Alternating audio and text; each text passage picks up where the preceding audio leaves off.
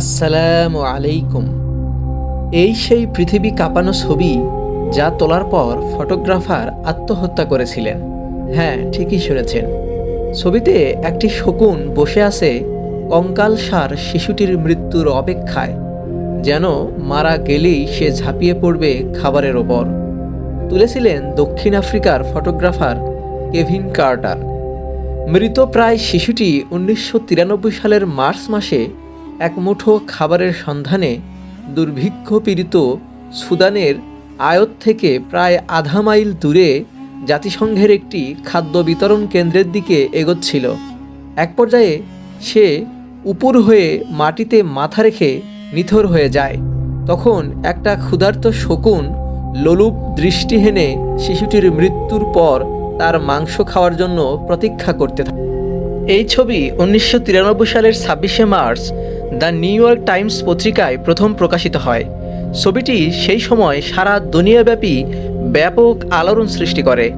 1994 সালে ফিচার ফটোগ্রাফির জন্য পুলিৎজার পুরস্কার জিতেছিল এই ছবি।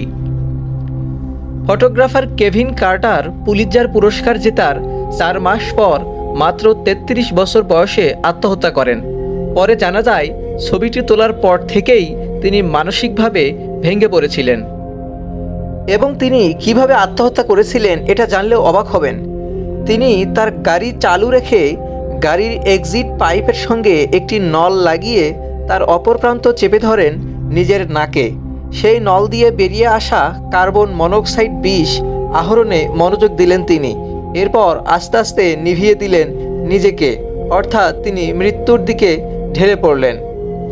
কেভিন কার্টারের আত্মহত্যার কারণ হিসেবে তার সাথে থাকা বিখ্যাত চিত্র সাংবাদিক জো আও সিলভা জানিয়েছেন, কার্টার ছবি তুলে আসার আগে সেই শকুনটাকে সেখান থেকে তাড়িয়ে দিয়ে আসেন। তবে ভয়ে তিনি বাচ্চাটিকে ধরেননি, কারণ তিনি এই ভেবেছিলেন শিশুটি কোনো ভয়ানক রোগে আক্রান্ত হয়েছে। তবে ছবি না তুলে যদি বাচ্চাটিকে নিকটবর্তী ত্রাণ শিবিরে নিয়ে গেলে শিশুটি হয়তো বেঁচে যেত। এই হতাশায় ও অনুশোচনায় আত্মহত্যা করে কেভিন।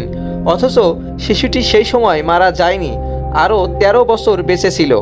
নিয়ং কং নামের ছবির বাচ্চাটি মারা যায় 2007 সালে। ভিডিওটি কেমন লাগলো কমেন্ট করে জানাবেন এবং একটি লাইক দিবেন, এবং এমন আরও ইনফরমেটিভ ভিডিও পেতে আমাদের চ্যানেলটি সাবস্ক্রাইব করে আমাদের সাথেই থাকুন।